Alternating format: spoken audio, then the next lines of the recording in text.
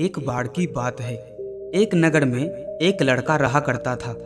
उसका दिमाग काफी तेज था और उसकी खासियत यह थी कि वह किसी भी चीज को बहुत जल्दी और आसानी से सीख लेता था। जहां दूसरे लोगों को किसी काम को सीखने में महीने या साल लगते थे, वहीं इस लड़के को उसी काम को सीखने में कुछ ही दिन लगते थे। उसकी ख्याति दूर दूर तक फैल गई थी और कहा जाने लगा था कि उस व्यक्ति के जितना बुद्धिमान कोई नहीं है।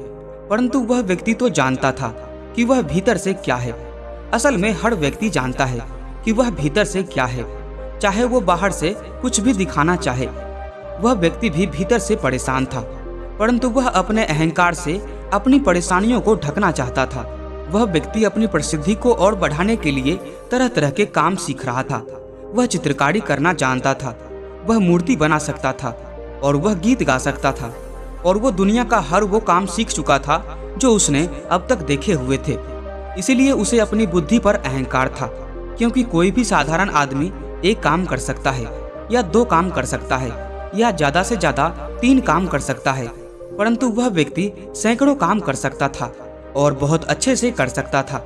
इस बात को वह अंदर ही अंदर मान चुका था कि उसके जितना बुद्धिमान इस दुनिया में कोई दूसरा नहीं है। फिर एक दिन उसका सामना गौतम बुद्ध से होता है।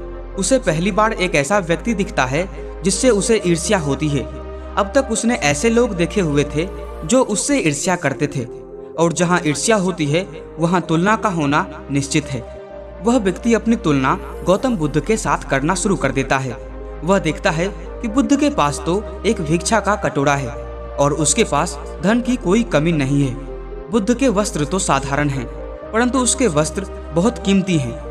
बुद्ध तो जमीन पर नंगे पैर चलते हैं, परंतु वह नंगे पैर नहीं चलता।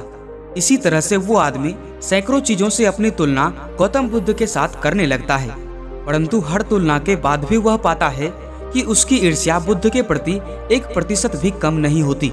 वह व्यक्ति मन ही मन सोचता है कि मैं इस भिक्षु से अपनी तुलना क्यों कर रहा हूँ, जबकि मेरा जीवन इससे 100 गुना बेहतर है। वह व्यक्ति फिर सोचने लगता है कि आखिर इसके भीतर ऐसा क्या है जो मुझ में नहीं है और जिसके कारण मेरे भीतर इसके प्रति ईर्ष्या है। बहुत देर अपने मन में उलझे रहने के बाद वह व्यक्ति तय करता है कि वह बुद्ध के पास जाएगा और पूछेगा कि उनकी उपलब्धि क्या है। वह व्यक्ति अपने सेवकों के साथ बुद्ध के पास जाता है और उनसे कहता है कि मैं इस इलाके का सबसे बुद्धिमान व्यक्ति हूँ और आप अपने आसपास जो भी देख रहे हैं मैं वो सब करना जानता हूँ। किसी भी कार्य को सीखने में मुझे बहुत ही कम समय लगता है। सभी लोग मेरा सम्मान करते हैं, परंतु इसके बाद भी मेरे भीतर आपके लिए ईर्ष्या है। मैं यह जानना चाहता हूँ कि आपकी उपलब्धि क्या है। ये सब लोग आपका आदर क्यों कर रहे हैं। उसके बाद बुद्ध कहते हैं कि वैसे तो मेरी कोई उपलब्धि नहीं है, परंतु तुम कह सकते हो कि मेरी एक उपलब्धि है। वह व्यक्ति पूछता है कि क्या मैं जान सकता हूँ। बुद्ध कहते हैं कि मेरी एक उपलब्धि है कि मैं सभी उपलब्धियों को छोड़ चुका हूँ। वह व्यक्ति बुद्ध से पूछता है, मतलब मैं कुछ समझा नहीं। बुद्ध उस व्यक्ति से कहते हैं कि क्या तुम्हें प्रशंसा अच्छी लगती है। वह व्यक्ति कहता है कि प्रशंसा तो सभी को अच्छी लगती है। उसके बाद बुद्ध कहते हैं कि क्या तुम्हें निंदा अच्छी लगती है। तो वह व्यक्ति कहता है कि भला इस दुनिया में कौन है जिसे अपनी निंदा अच्छी लगे। उसके बाद बुद्ध कहते हैं कि जो तुम्हें अच्छा लगता है और जो तुम्हें बुरा लगता है, मैं इन दोनों से ऊपर उठ चुका हूँ। ना मुझे निंदा सताती है और ना ही मुझे अपनी प्रशंसा प्रसन्न करती है। बस यही अंतर है तुम में और मुझ में। उसके बाद वह व्यक्ति बुद्ध से कहता है कि यह कैसे संभव है। बुद्ध मुस्कुराते हैं और उस व्यक्ति से कहते हैं कि तुमने सैकड़ों काम सीखे, लेकिन वह सबसे जरूरी काम को तुम सीखना भूल गए। वह व्यक्ति बुद्ध से पूछता है कि कौन सा काम। बुद्ध कहते हैं कि अपने मन को नियंत्रण करना। क्या तुम्हें आता है। बुद्ध की यह बात सुनकर वह व्यक्ति समझ जाता है कि ईर्ष्या का यही कारण था।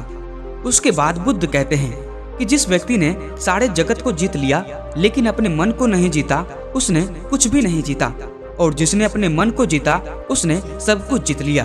क्योंकि वास्तव में बुद्धिमान वही व्यक्ति है जो अपने मन का शासक है, वो नहीं जो अपने मन का गुलाम है। बुद्ध के इन शब्दों को सुनकर उस व्यक्ति का अहंकार टूट जाता है और वह व्यक्ति बुद्ध से कहता है कि क्या आप मुझे अपने मन को जीतना सिखा सकते हैं। बुद्ध कहते हैं कि अवश्य सिखा सकता हूँ, परंतु मैं तुम्हारी सारी उपलब्धियां छीन लूंगा। वह व्यक्ति बुद्ध से कहता है कि मैं तैयार हूँ। उस दिन से वह व्यक्ति ध्यान करना शुरू कर देता है, क्योंकि ध्यान ही वह तरीका है जिससे आप अपने मन को वश में कर सकते हैं। दोस्तों, आज के लिए इस वीडियो में बस इतना ही। वीडियो पसंद आई हो तो वीडियो को लाइक करें और आपको इस कहानी से क्या सीखने को मिला हमें कमेंट में जरूर बताएं और इसे अपने दोस्तों में शेयर भी जरूर करें। और अगर आप इस चैनल पर नए हैं तो चैनल को सब्सक्राइब भी जरूर कर लें। हम फिर मिलेंगे एक नई मोटिवेशनल स्टोरी के साथ। तब तक के लिए जय हिंद।